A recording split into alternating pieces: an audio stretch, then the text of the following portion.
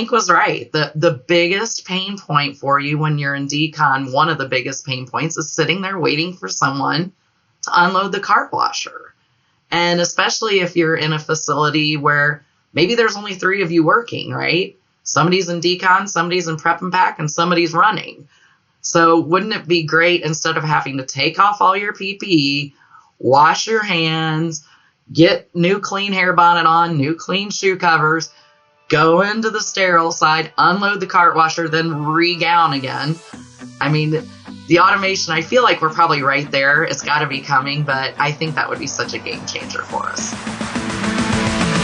Rising above the ultrasonic cleaners and the clanking of stainless steel are the ideas and voices that are changing an industry. You're listening to the Beyond Clean podcast, the central nexus for people, processes and products that are improving our sterile processing world.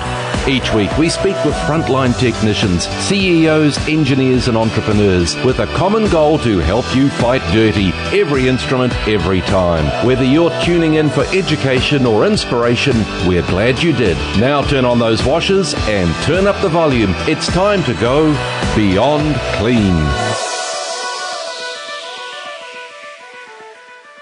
This week on Beyond Clean, we're speaking with Tami Heacock, Director of Sterile Processing at St. Elizabeth Healthcare. We're going to be talking about cart washers, why they're important, and Tammy's going to tell us a very interesting story about how much she believes in cart washers. Well, I'm excited to talk to Tami because she's the kind of sterile processing leader out there who tells us how it is, and she tells us what she really thinks about it. And I want to be surrounded by those kinds of people. And I think the folks tuning in like to hear from those kinds of people who not only have opinions about the industry, but have informed opinions through years of experience all around the department leadership level, from the technician level all the way up to a manager and director.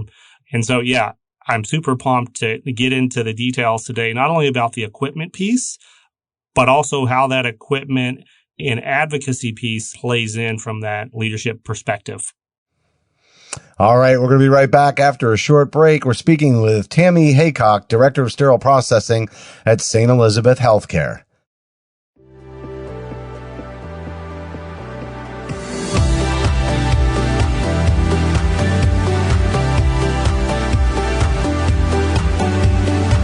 I'm Justin Poulin. And I'm Hank Balch. From the 17 studios, you're listening to Beyond Clean, the global voice of sterile processing.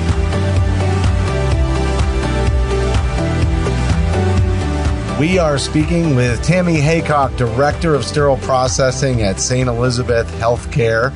And Hank, you title these episodes so cleverly, but this one, as you're about to become a dad for the 3rd time, has dad level pun off the way. A la case card is the title for this episode. So Tami, I want to welcome you to the Beyond Clean podcast, and I'd love for you to tell us a little bit about yourself. Hi, good to see you guys again. I'm Tami Heacock, and I'm, like you said, the Director of Sterile Processing for St. Elizabeth Healthcare in Northern Kentucky and Southern Indiana. I've been in sterile processing for 25 years now. Started off in the OR, but really fell in love with sterile processing during my clinicals as a surgical technologist. So I came up as a sterile processing technician, and then supervisor, then manager, and now system director. So, well, I know you have a funny story for us, and so I'm going to ask you to tell everybody, as Hank picked you specifically for this episode. I'm sure you could have talked on a number of topics, but specifically for this one, because you have a unique story that's going to tell the audience just how much you really care about case cards. I love case cards. I mean, I have always been passionate. I think it came from my early days in sterile processing. We were doing around 60 cases a day, and we had a cart washer that at that time was much older than I am. You know, somebody said today they have a cart washer older than I am. I'd be like, what? But this thing broke down, and I'm not exaggerating, like every other day. And it was always me that got stuck on hand washing the case cards. We had our VP at my first employer came up through sterile processing. So it was very, I don't want to say easy for us to get equipment, but it was much easier than I think most people have it, because I could go to him and say, hey, I absolutely need this and this is why. And he would go, okay, fine. So we got the new cart washer, no big deal. Fast forward 3 years, I go to a place it's a level 1 trauma center. They're doing 130 cases plus a day, open case carts, no cart washer. And so some people were like, well, we don't have real case carts, so we don't need a cart washer. We haven't had a cart washer for 8 years. We don't need one. And I'm thinking, how many rigid container, and they had 90% everything in rigid containers, right? So how many rigid containers are you pushing through your washer disinfectors that they had 5 functional of, along with their instrument sets, retention plates, lids? It was insane. So first year, put it on capital. When I got hired, they said, we don't have a cart washer right now, but you're definitely getting one. We've already budgeted for it. Here's the issue. We don't have the HVAC system for your cart washer. So it's going to be $700,000, I think was the quote. And I said, then just get a ventless case cart washer. And they said, didn't know such a thing existed. So go to the first capital budget meeting. I'm all excited. I can't wait to go back to tell the team about the case cart washer. And guess what? They denied it. And I was just in shock. I'm like, what just happened? We came up with a feasible solution. So we had another capital budget meeting, for the money we didn't spend, and they denied it again. My boss at the time was, AVP. He's a finance guy. He's a dollars guy. And in his mind, 8 years didn't have a cart washer must not be that big of a deal. So I sent an email to my boss's boss, the person that hired me and told me that it was budgeted for. And about 15 minutes later, I got a call to my boss's office where I was informed that this would never happen again, which I kind of took to be, you're fired. But apparently his boss's boss, the one that said that was very upset that this cart washer had not been purchased. It was his understanding that it had been purchased and installed well over a year ago. So I got everyone, including myself, in quite a bit of trouble. But that is, it started with the hand washing the case carts and ended with the, okay, I'm willing to get fired over this, but that is what the department needed. And, it was a terrible situation. It was hard to watch. We were in a teeny tiny little decon space, and you're hand wiping down these 130 carts a day. So there's my love affair with cart washers. Well, just think about how much time you opened up for your department to be more productive. I mean, even as a numbers guy, your manager must not have been able to see just how much more you were. I mean, think about case delays when you're bogged down. Think about all those trickle down effects of not being able to operate, at that level of efficiency. And, I'm certainly not going to recommend to everybody that they go to their boss's boss. and I know you're not either, but let's be honest. Sometimes you got to take those bold risks, to make the kind of changes that need to happen. And, that's part of the reason why I think you're in our advisory group is, you've been able to accomplish things in your career, and everybody who's ever gotten anywhere has had to take some risk. It's calculated, but as long as you know what the risk is, and you knew when you sent that email that you said you were willing to lose your job, you knew that was a potential consequence. Am I right? I assumed it was going to be the consequence. I hadn't been there. It wasn't like my previous employer where I had been there a long time and they would show a little bit of grace. I really assumed and hoped that HR was a firm believer in retaliation. At least I'll get unemployment. Well, now we know how much you care about case carts. We're going to take that and bring it in this episode to tell everybody else why they should care as much about case carts as you do. And so we're going to start at the basics. I think a lot of people are familiar with case carts, but let's set the baseline and just talk about the equipment, when it's needed, what it's used for, and what context in the sterile processing workflows. Well, I mean, in my humble opinion, and like I said, we've already established that Tami has very strong love, heart feelings towards cart washers. But frankly, if you're using closed case carts, which is, best practice, correct, then you should have a cart washer. And I know it's not always feasible in very small community hospitals or surgery centers, but the different variations of cart washers that are available today, it used to be these things were huge. They were twice the size of an elevator. They took up half your department. They were a pain in the rear to install. So I could kind of see why people didn't want cart washers in their department. But again, it's the same with washers, disinfectors, right? If you have a choice between putting your instruments through a washer disinfector or hand washing it, which is the safest and best thing to do? And that's to put it through the washer disinfector, right? I spent years hand washing case carts, and you cannot tell me that even with a big ginormous hose that, typically was not the temperature it should be, right? Because that's just the way of the world. You can't get into every creek and crevice that you can with a cart washer. You're not disinfecting because nobody leaves the dwell time at what the bottle states. Right. Typically, people don't mix solutions appropriately, right? You either have the person that's like, that looks good. They pour a little in there and then squirt some water on it and they go. Or you have the person that tops off the pre-mixed bottle all the time. So you really never have any idea what your ratio is. So, and like I said, they're expensive pieces of equipment, but when I go to the executive team and they're asking me, why do you absolutely need this? This is the safest way to practice. And you would not ever look at a surgeon or your executive team and say, hey, you know what? Both of our washer disinfectors are down, but I don't think we need to replace them because those instruments can be washed by hand, which is in the IFU, right? There's hand wash in the IFU. You can do it. You can get by with it, but should you?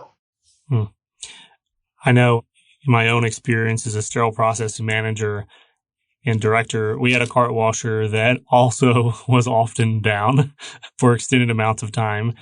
And I think I've said this elsewhere on the podcast, but there's few things that can ruin a day for a technician coming in on their shift quicker than hearing someone say in the break room, yeah, the cart washer's down today.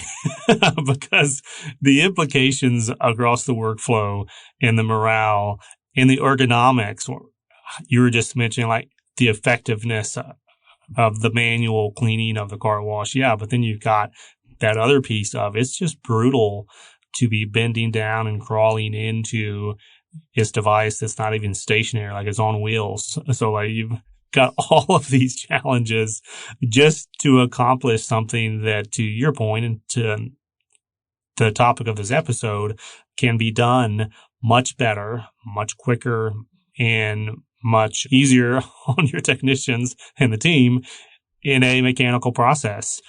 You just mentioned one of the variations here, but I kind of want to get your insight a little bit.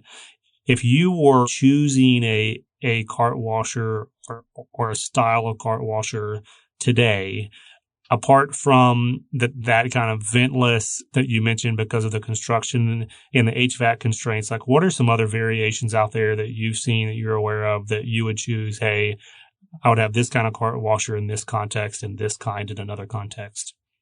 Well, if I was in the unicorn sterile processing department where we had all the room in the world, I love the double bays where you can put 4 cartons in at one time, like 3 rigid container racks, but that's not realistic. But so there's so many different variations out there today, but I would want the one that is the most efficient, right? How quickly can I truly disinfect? How much can I push through? And does it really work the way the salesperson says it does? Because a lot of times we buy something based on, oh, it can do this, it can do that. And then you actually get it into the department and it doesn't really do exactly what they said it was going to do. So I really, like I said, it's size constraints, but I try not to get too fancy. I know people out there are listening to this and they're like, she is bougie. What is she talking about? Not get fancy. But honestly, that is one of the reasons I love cart washers, because it's that piece of equipment that we have in sterile processing that the more basic, the better. Like, I don't want 15 cycles on it. I don't want to have to set things a certain way. Right. I want the push, goes in dirty, comes out clean. That's all I need. So what are your thoughts on the washers on the market today, cart washers that can also clean trays, that you sit them in on a special rack and they have that other setting? Like, are you saying that you're not a fan of that because it makes it a little more complex than it needs to be? Or are you also open to that kind of innovation too? So, Hank, that's exactly what I'm talking about with the variation that you buy. I was tracking. Okay, good. We're on the same page. You've been there, you know. On the surface, they are wonderful, but a few things to consider about cart washers with instrument cycles. A, does your state, county, city regulations allow for that, right? Because right now with, like, in Kentucky, we couldn't wash bloody instruments in our cart washer and send them through the same drain that we're using as our sink drains, right? We're too close to a river. There's allowances with the EPA on waterways. So that's something to keep in mind. But let's say you have the go ahead with that. Now let's think about, so we bought washer racks specifically for loaner trays with thought in our head, when they bring in loaner trays from outside, we'll do our manual wash. We'll load these all onto these huge racks. We'll stick them through the cart washer. It frees up our instrument washers, and everything's wonderful. Right. We failed to ask, how long's the cycle on the cart washer? And how big are these racks? They're huge. If, we're like everyone else in sterile processing, we don't have a lot of room. Right. They're expensive, and the cycle is well over an hour.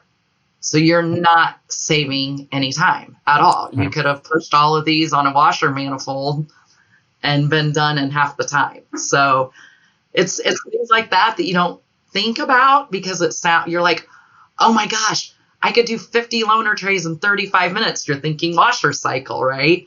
It's not. So because you're being brutally honest with us today, I'm going to ask you another one of my favorite questions about cart washers.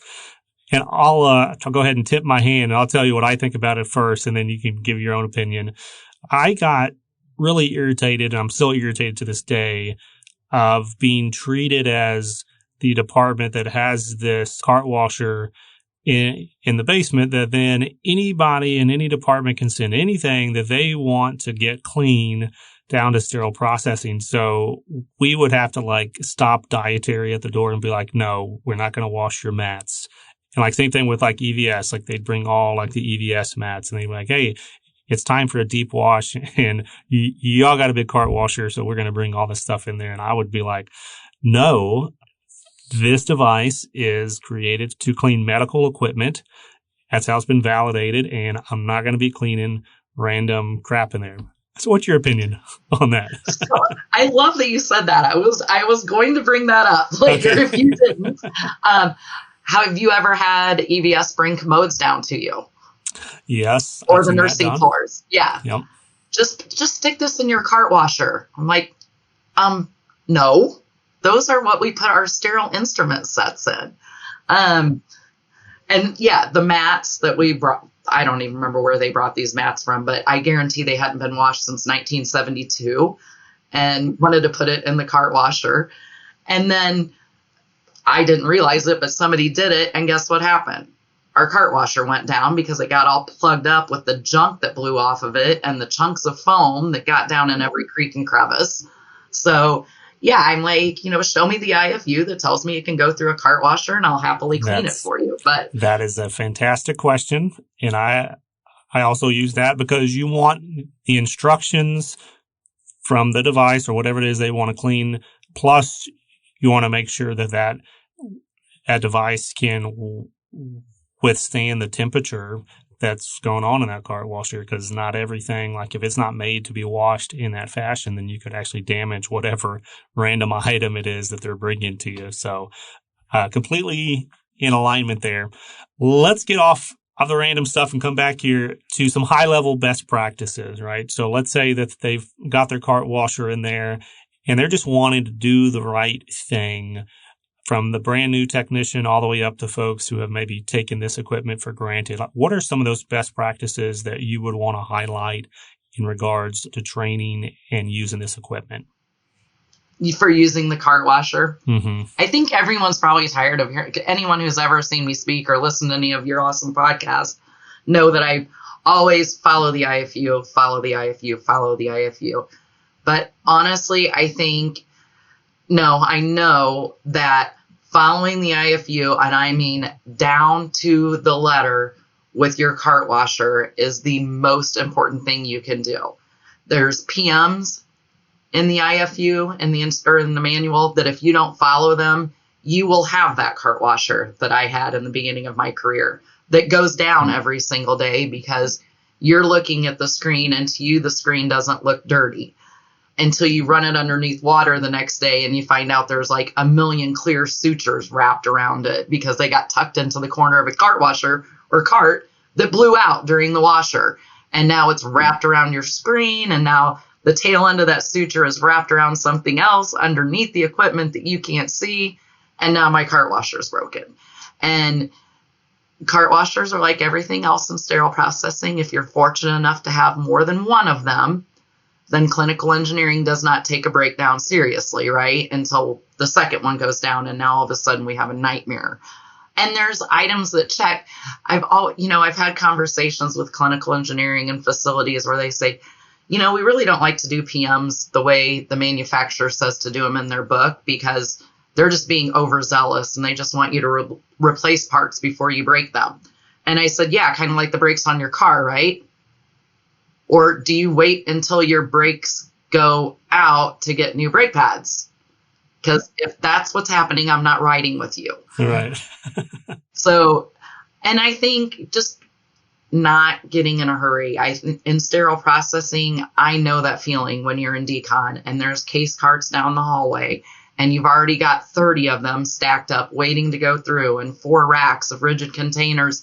And it is very tempting to try to squish as much as you possibly can into that cart washer, even though it says not to put more than 2 case carts in at a time or whatever your IFU says. But you really have to follow it. It's what's best for your equipment. These companies spend a ton of money with the FDA and a ton of time with the FDA getting this equipment validated. And there is a reason the IFUs are so confusing because it took them that many steps to get it to work properly and safely. So it's not for us to say, never mind, I don't have time for that. So I love what you just said there, like squishing it in, right? Like, like that's the short, that doesn't really sound like a shortcut, right? There's other like shortcuts that come to mind, but it is a shortcut. Squishing everything in and trying to get more that isn't really feasible is tough. And, sometimes I want to talk about best practices with setting up the placements and, as you prepare for new construction and renovation, but I've seen people, speaking of squishing, squish these car washers into awkward places in a department. And it's like, why is that there? And one of the best ones I had seen for layouts was a cart washer on each side of the washer disinfectors. So you're kind of like funneling it around and then back in on the other side. And I liked the 2 of them. And I think they had 4 washers side by side in between. But anyway, I really liked that. And I liked that they had 2 because speaking of, squishing stuff or going back to improper practice, if you only have 1, what happens when that 1 goes down? So having 2 kind of still helps you keep moving forward. But what other types of best practices around design and layouts would you have, for cart washers, Tami? Well, when you brought up squishing again, it reminded me of one other thing I see a lot that's not good practice at all, is putting the case carts in with your rigid containers and just hitting the quickest cycle. Because, it's a case cart washer. What difference does it make? It's the same water. It's the same detergent. It's not. But I have not seen that design yet, Justin, but that sounds incredible. I have seen, sadly, in my adventures where people have disabled the doors that come out on the clean side because they've had racks of instruments and sterile storage up against them, which, number one, now you have wrapped items with this steaming hot piece of equipment right there. So kind of bad practice on but they just didn't have the space, they felt like, to have the clean to dirty. So they would run the cycle, the doors would open on the dirty side, and they push it. They had a piece of red tape that was the clean area of decontam, and they would push it through that little clean, I'm doing air quotes like you guys can see me, the clean area of decontam, and then out the door and into the department to save on space. So I would love to see right next to the washers disinfectors, but if you don't have that kind of space, I like it to go from decon either into a sterile storage area, staging area right there where they can air dry, or you can have somebody dry them out, and then you're using them to pick cases. So you don't disrupt your workflow. You're not getting crazy in prep and pack. Just, we all know we have tons of time just to push carts around, right? So when you're designing, if you're fortunate enough to get a new cart washer or a new department, I say make that staging area for your case carts at least twice as big as you think you're going to need, because your case volumes are always going to increase. You're always going to need more case carts. So you're always going to need more room in that staging area.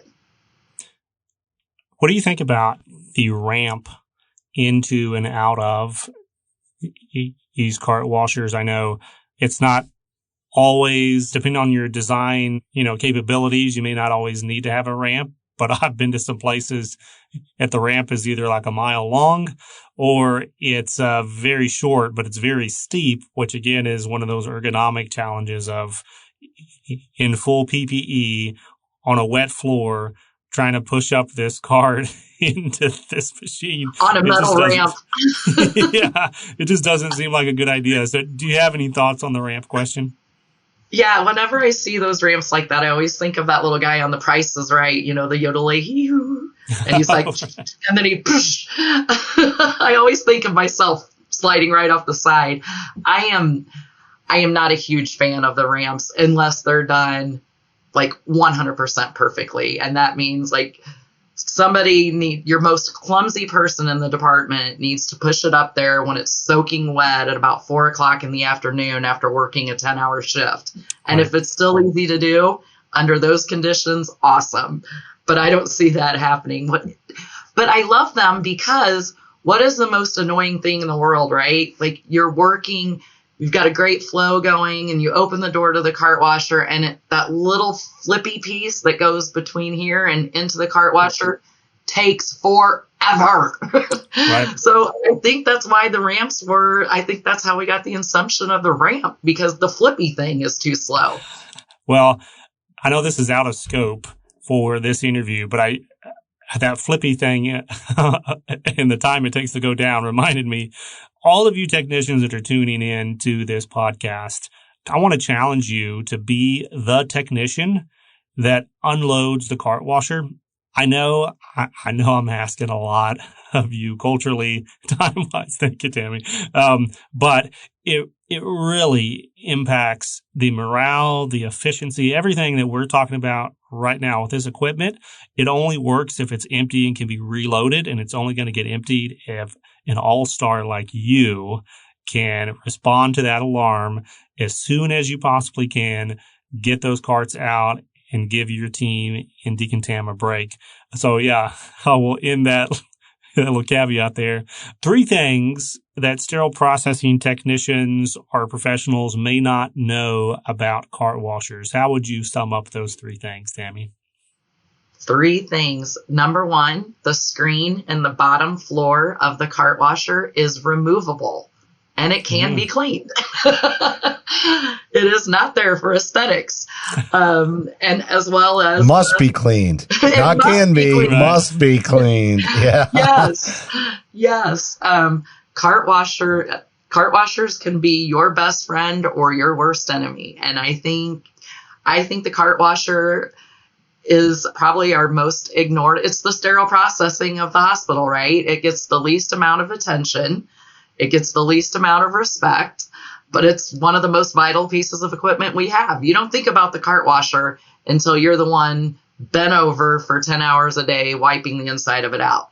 Right. Now, all of a sudden you want to think, what could I have done better to take care of my cart washer? So like Hank said, be that technician that, looks at the screen before you push that next cart in and say, oh, hey, I could give that a spray out real quick. It seems really silly, but it will make your cart washer last a lot longer. And then that way you're back as well. If you don't take care of the cart washer, they might reach out to your manager and let them know that you're not cleaning them. Exactly. I mean, there's nothing more frustrating than calling clinical engineering and saying, our cart washer is down again, and then have them hold up the little screen and look at you and say, and your team did not clean the screen again. It's hard to build relationships and expect clinical engineering to take care of our equipment if we're not taking care of it ourselves. So that's an important point. And I just want to kind of echo there on the best practice piece. It's also very important for your decontamination technicians to take that extra step and make sure that all the indicators are out of those carts, all the paper, any other supply. Like you mentioned, like suture is just a nasty animal, like once it gets in those screens and such. And then also like instruments, because it's not uncommon for random instruments because they're the same colors as stainless steel and they're rolling back into little areas of the shelves. But then those cart washers tip, those instruments come out, and then that's what ends up, completely breaking the arms and all the moving equipment inside of this equipment. So take that extra step, as you said, and do the right thing to make sure that your cart is prepped appropriately before it's going in there. Most definitely. I'm glad you brought that up, Hank, because that's something, people don't think of. Don't worry about it. The cart wash will blow that out of there. Don't worry about it. And the second thing you may not know is cart washers do not unload themselves. And I'm going to piggyback off of what you said. There's nothing more frustrating than, like I said before, you've got a great workflow going in decon. If you're fortunate enough to be working with your favorite people and you guys are those rock stars that just absolutely get it done. And then you're standing there with 20 carts waiting to go in. The people in setup are hacked off because they don't have any clean case carts to set up the cases for the next day. Right. And, somebody's playing Candy Crush hiding in aisle J. So, we recently. That never happens. Come on now, Tami. I know, right? I went from being these days it's TikTok. Oh my gosh. I have a great TikTok story for you someday. Oh, no. We need a TikTok episode. We do. That's what we need. We should get together and hey, make Tami, TikToks together. time always flies by on these. I don't know if you even realize it's already been like 30 plus minutes since we started talking. This is one of those episodes where, that's what I'm saying. This is one of those episodes where the conversation is just so good that the next thing you know, you look up and you're like, oh, I can't believe like we're close to the end. But I really want to ask you this one question, and it's because of your passion. Like there's lots of different ways we can sort of, and in the old days, there's a joke that we have about putting our future looking goggles on. If you've been listening to this show from way back, very early in season 1, I coined that phrase that I've been teased about ever since behind the scenes. But I would love to know like what you would hope to see. Like sometimes we ask people like predict the future or what's the next technology coming around the corner. But I'd rather do this a different way with you and say, knowing what you know about case carts and having so much passion and using them every day, knowing how important they are, Like, what would you hope for the technology improvements or other types of advancements that would just leverage this department resource to an even greater level? That is simple. The cart washer that unloads itself. That is my number one. We have pass-through sterilizers now that basically unload themselves. I don't know. It may be out there. I have not seen one yet, but a cart washer that just unloads itself right over to a nice little drying area.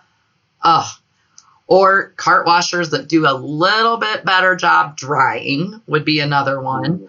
Those rigid containers, when they come out of the cart washer, are soaking wet. I still have not found one that does a really good job in getting that out. So maybe a cart washer with a little better, like the Toto toilet that, with the bidet that air dries everything. If we can do it for a toilet, surely we can do it for a cart washer, right?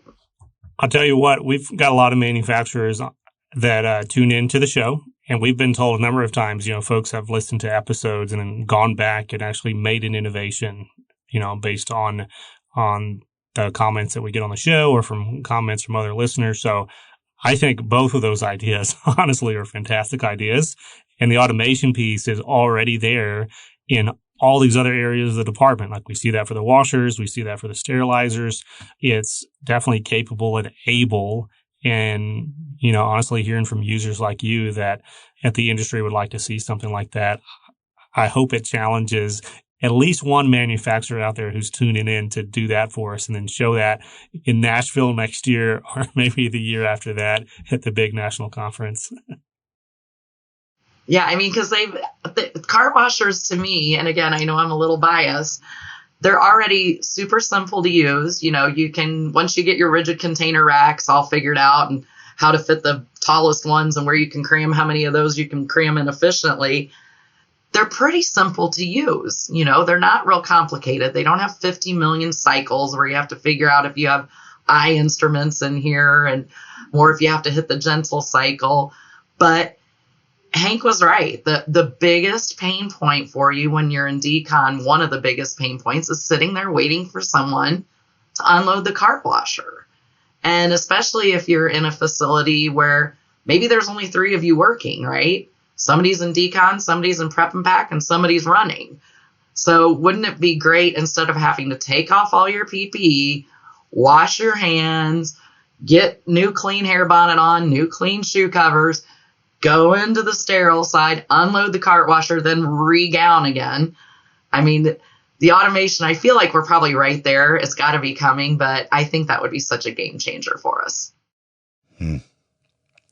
Tami, really nice job on the interview. Thanks so much for coming on, for being part of the advisory group as well, and all the support of what we're doing at Beyond Clean, but most importantly for your time and insight and your passion today for cart washers. Fantastic interview. Thank you, Justin. And thanks, Hank, for having me. I always love spending time with you guys. And seriously, time does fly because I'm like, oh my gosh, I had like 30 more minutes worth of stuff to talk about. It happens. That happens every episode. And there'll be a part 2. We'll bring you Excellent. back. Yeah.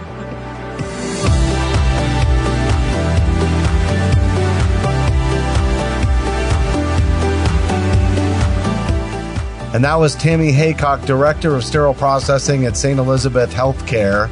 And we are talking about cart washers, Hank, in this season 17, focused on equipment. And I loved your story. I definitely wouldn't recommend it, but very brave to be fighting for what's needed in these departments. And seriously, technology didn't get created, or new equipment didn't get created to make things less productive or efficient.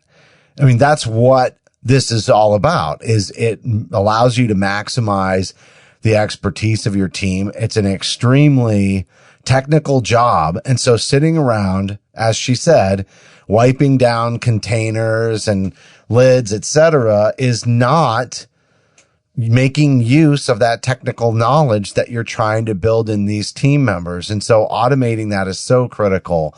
And I can't imagine trying to meet with increasing surgical, demand for cases and case volumes without having one of these cart washers, and preferably two in a department. I think we all remember the first time, Justin, that we went around our immediate report and up the chain of command and learned the hard way about that. So I'm glad that this was a success story for Tami. And obviously it illuminated, her passion and belief in this equipment. And I think we could do a whole episode on just justifying capital equipment like this, and maybe even specific episodes, or maybe even like a webinar panel discussion on how to make the case, because it becomes the burden of the department leader, especially, to take all the frustrations and all the inefficiencies, everything you mentioned, Justin, to take that, bundle it up in a convincing package, and then not shut up until you get the approval from administration. It's a zero-sum game out there, though, because you got other departments that are all jonesing for that same limited capital budget, and you got to be the best out there to really get that deal closed. So I'm glad you brought it up, and I think this is the beginning of a lot more conversations on this topic. Mm-hmm. I agree. All right. Well, that's going to do it for this episode. But as a reminder, you can help support us by subscribing to Beyond Clean on Apple, Amazon, or Google Podcasts, as well as Stitcher, iHeartRadio, Spotify, or on your favorite podcast application.